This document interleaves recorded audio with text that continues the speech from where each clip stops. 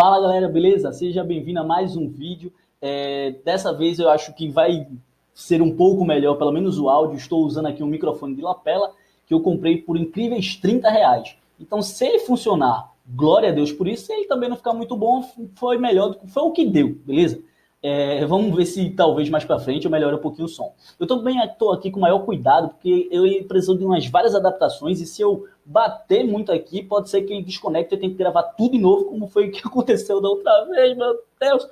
Mas hoje vai dar tudo certo, beleza? Então é o seguinte, já de agora, toda vez eu deixo para falar no final e acabo me esquecendo. Então já de agora, clica aí no gostei, beleza? Isso ajuda muito na divulgação do vídeo. Se inscreve no canal para tu não perder os próximos vídeos que vão ser lançados. Eu estou tentando manter a ideia de um vídeo por semana e até então tá indo legal. Então se inscreve no canal agora, vai, se inscreve. Isso, beleza. E clica no gostei, beleza? Massa. Compartilha para todo mundo também. Tá bom, vamos lá, vamos começar, vamos deixar de enrolar. Então, o tema da nossa aula de hoje é ginástica rítmica, capacidades físicas e habilidades motoras. Vamos ver o que é que a gente consegue tirar daqui hoje. Sempre o problema que eu tinha. Agora vai, beleza. Seguinte, quando a gente vai falar sobre ginástica, eu fui pesquisando algumas referências e a primeira que apareceu foi da Soraya Darido. Então, isso aqui faz parte de um caderno de auxílio ao professor que foi lançado lá em São Paulo, beleza? Então, quando ela vai falar da ginástica, ela vai falar que desde os primórdios, já na pré-história, o homem utilizava atividades no cotidiano que exigiam certo esforço físico. E essas atividades incluíam correr, saltar, arremessar, lançar, escalar, entre outros movimentos que hoje a gente conhece e compreende como habilidades motoras, que a gente vai ver um pouquinho mais para frente.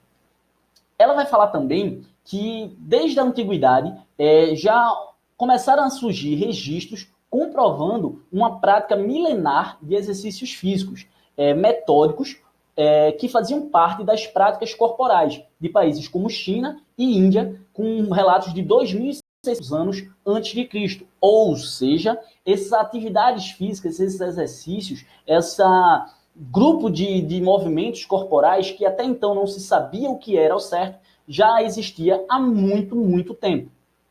Tá, mas o que é a ginástica em si? Então vamos começar com o coletivo de autores, que é a obra básica que inspirou o currículo pernambucano de educação física, tudo bem? Ele vai falar que a ginástica é uma forma de exercitação, com ou sem o uso de aparelhos, em que as experiências corporais criadas e vivenciadas ao longo da história da humanidade podem ser sistematizadas de forma a articular as ações com todo o significado cultural que essa atividade possa possuir, beleza? Já a Soraya Darido, lá naquele caderno que eu falei, de 2012, ela vai falar que as ginásticas constituem-se por técnicas de trabalho corporal que, de modo geral, assumem um caráter individualizado com finalidades diversas. Ou seja, ela já trata aqui a ginástica não como uma coisa só, mas como diversos tipos de ginástica que vão assumir características de acordo com a necessidade do praticante. Seguindo, a gente vai ver que ela vai falar que essa ginástica ela pode servir como preparação para outra modalidade, como relaxamento para manutenção ou até mesmo recuperação da saúde do indivíduo, como uma maneira recreativa, como uma maneira competitiva e até mesmo de convívio social. Essas práticas, elas podem envolver ou não a utilização de materiais e aparelhos, podendo acontecer em diversos espaços, como locais fechados, como por exemplo a musculação, em locais abertos ao ar livre, como a calistenia, e até mesmo na água, como é o exemplo da hidroginástica. E aí ela vai pegar os estudos de Souza, de 1997, e de Venâncio e Carreiro, de 2005. E ela vai agrupar os tipos de ginástica em 6 categorias, que a gente consegue ver nessa tabela aí. Ela vai trazer, primeiro, a ginástica como de condicionamento físico, que a definição dela seria aquisição ou melhora ou aprimoramento das condições físicas, seja no âmbito estético, ou para atletas, ou até mesmo para não atletas. E a gente vai ter musculação, hidroginástica, etc. A ginástica demonstrativa, que ela trata como uma ginástica geral, que teria como objetivo a interação social e iria reunir elementos de todas as modalidades de ginástica. Vai ter a ginástica laboral, e aí ela vai trazer como exemplos, lógico que não está isolando, mas trazendo alguns exemplos. Os alongamentos, os relaxamentos, os exercícios posturais, etc. E ela vai dizer que vai ser praticado no ambiente de trabalho em um curto espaço de tempo, com intenção profilática, ou seja, de prevenir alguma possível lesão por esforço repetitivo, as famosas LER. Vai ter a ginástica terapêutica, que vai servir como prevenção ou tratamento de doenças congênitas ou adquiridas, e aí ela vai trazer como exemplo Pilates. Na ginástica alternativa, ela vai dizer que vai visar a percepção corporal através de práticas provenientes ou não de outras culturas. E aí a gente vai ter a ginástica natural, o yoga, a bioenergética, as massagens, etc. E não, eu não esqueci, eu só deixei por último, porque vai ser nosso foco principal de hoje, que é a ginástica competitiva. E ela vai trazer as diversas manifestações que surgem, como ginástica artística, rítmica, que é o foco de hoje, a ginástica acrobática, a aeróbia e a dos trampolins. São basicamente as ginásticas que a gente vê presente nas Olimpíadas. Tá, mas o que é a ginástica rítmica em si? A Duarte, no livro História dos Esportes, que lançou em 2004, a quarta edição, foi dali que eu tirei essa referência, ele diz que a ginástica rítmica é uma modalidade relativamente nova, que no cenário competitivo, certo? E é, até então, exclusivamente para as mulheres. Ela, entenda, se você for pesquisar na internet, você vai ver homens praticando ginástica rítmica. Porém, a Federação Internacional de Ginástica ainda não reconhece como uma modalidade oficial. Ele reconhece a ginástica rítmica, apenas a feminina, como modalidade oficial, certo? Então, existem homens que fazem? Existem. Porém, algumas coisas vão mudar. Por exemplo, os aparelhos, eles não utilizam alguns aparelhos, utilizam outros, o número de participantes, o tempo da prova, etc. Essa ginástica rítmica, ela pode ser feita individual, ela pode ser coletiva, e a sua primeira aparição no calendário olímpico foi em 1984, na Olimpíada de Los Angeles. E aí, lembra que eu falei dos objetos? A gente vai ter 5 objetos na ginástica rítmica. O primeiro é a corda, certo? Você pode fazer diversos, são livres para fazerem diversos movimentos com corda, seja saltando, girando, lançando. A gente vai ter o arco, que em popular a gente conhece como bambolê, mas ele é um pouco diferente, o material dele é diferente, o diâmetro é diferente, que as ginastas também podem utilizar, seja individualmente ou coletivamente. Porém, quando a ginasta está fazendo a sua apresentação de maneira individual, ela só pode usar um desses objetos. Já quando ela faz em grupo, ela pode utilizar mais de um objeto. Tanto ginastas diferentes, como elas podem trocar entre si, a gente vai ver isso um pouco mais para frente. A gente vai ter também as massas. Aqui está parecendo um chocalho, mas eu juro a vocês que foi o melhor exemplo que eu achei. Quando a gente procura sobre ginástica rítmica, o que a gente vai achar de fita, que vai aparecer mais para frente, é uma porrada. Agora a massa é uma das coisas que menos tem, mas que também são utilizadas. Assim, no dia a dia, talvez ela seja mais próximo do balabari, que os malabaristas vão utilizar no circo, etc. Vai ter a bola também, que óbvio, não é uma bola de futebol, de vôlei, é uma bola apropriada para isso, geralmente num material que permita com que ela quique com a maior altitude, etc. E, por fim, as fitas, que a gente não pode negar que quando se fala de ginástica rítmica é o primeiro objeto que vem na mente, porque ele é um objeto mais plástico, mais bonito, envolve muitos movimentos que dão toda uma, como é que eu posso dizer, uma arte a mais. Beleza, esses são os objetos. Vamos agora ao seguinte, o Duarte, ele vai falar que essas ginastas, elas devem combinar a música, ou seja, não é uma modalidade de ginástica que não tem música, como, sei lá, por exemplo, as argolas, certo? Elas devem combinar a música com os elementos, que são as massas, as cordas, as fitas, as bolas. Massa, bola, fita, arco e corda. Agora sim, foi. E o exercício deve ser uma combinação perfeita de estética e do esporte. Elas vão ser avaliadas não somente pela execução, de repente, de um gesto de acrobacia, de um mortal, sei lá, mas também de como elas conseguem adicionar leveza e elementos estéticos, artísticos muito próximos da dança na sua composição final. Já para Darido e Júnior, isso já é num livro que ela lançou em 2015, não recordo agora o nome do livro, mas no final da apresentação vai ter e aí eu dou os créditos devidos. Eles vão falar que a ginástica rítmica envolve movimentos de corpo e dança de variados tipos e dificuldades, combinados com a manipulação desses pequenos objetos, que a gente acabou de ver quais são os 5. Nas rotinas de ginástica rítmica, são ainda permitidos certos elementos pré-acrobáticos, como rolamentos, giros, saltos, entre outros. E aí eles vão falar o seguinte, que as ginastas devem demonstrar a mesma coordenação e o mesmo controle de uma dançarina bem treinada, que tem de desenvolver o movimento sempre em harmonia com a música. Então, como vocês podem observar aqui na imagem, elas não estão simplesmente fazendo um movimento muito mecanizado ou que talvez numa linguagem de leigo pareça ser menos técnico. Elas têm muita técnica aí, tá? Tem muita técnica envolvida, cada passo, cada gesto, cada firula que elas façam são milimetricamente calculados e treinados à exaustão, porém, você consegue perceber uma plasticidade maior no movimento, uma leveza, indo sempre de acordo com a música escolhida por elas.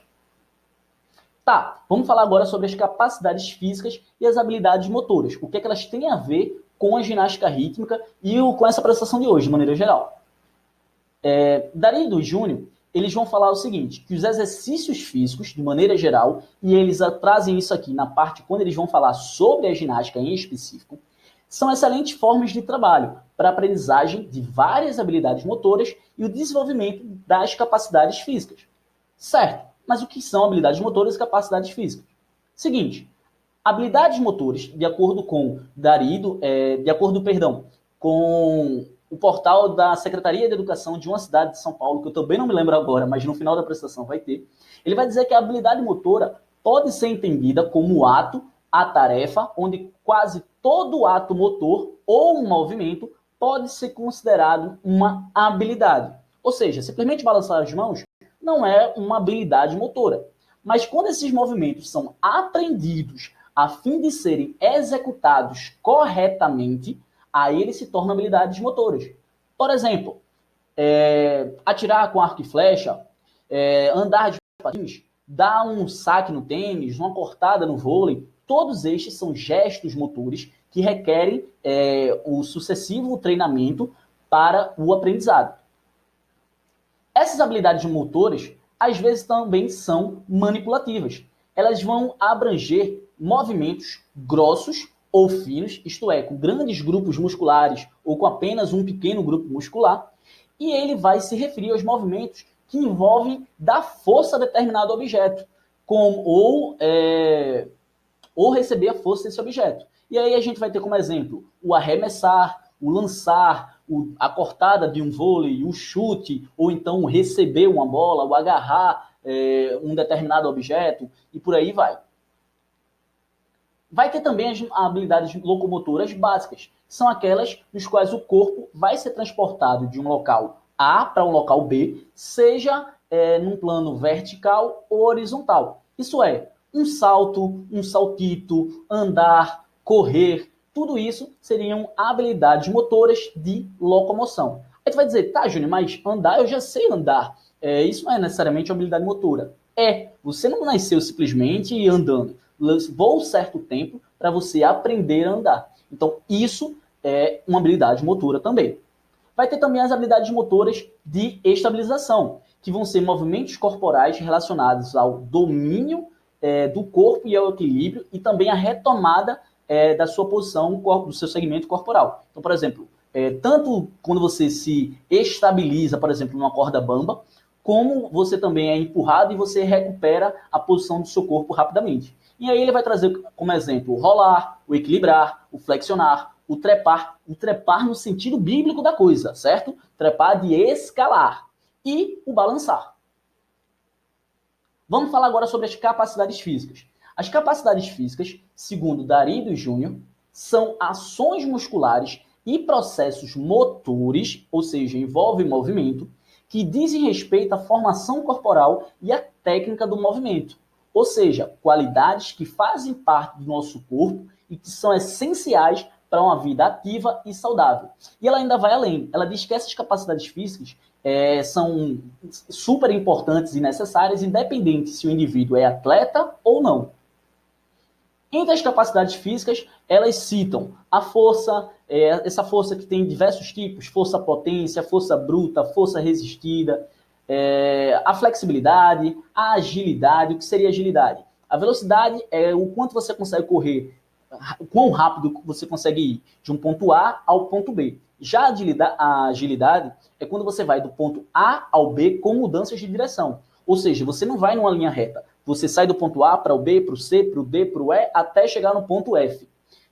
O equilíbrio, como a gente tinha visto, e as resistências, seja elas aeróbias ou anaeróbias. Ou seja, a resistência cardiopulmonar, o seu volume máximo de oxigênio, o VO2 máximo, isso são capacidades físicas. Beleza, vamos tentar agora relacionar essas coisas e vamos colocar a mão na massa. Eu quero que vocês procurem, assim que encerrar esse vídeo, lembrando, deixa like no vídeo, se inscreve no canal e compartilha com seus amigos, ou com seus alunos, etc. Eu quero que você entre lá no YouTube e procure por vídeos de ginástica rítmica, aleatórios. Mas eu quero que você procure um vídeo para cada objeto específico da ginástica rítmica. Ou seja, você vai procurar um vídeo para corda, um para massa, um para a fita, um para a bola e um para o arco. Eu acho que eu falei todos agora e não esqueci nenhum. Então você vai procurar um vídeo para cada um desses objetos.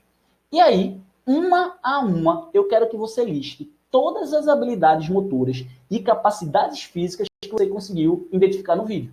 Então você não precisa colocar, aos 30 segundos ela deu um salto. Não, mas veja a apresentação e coloque habilidades motoras.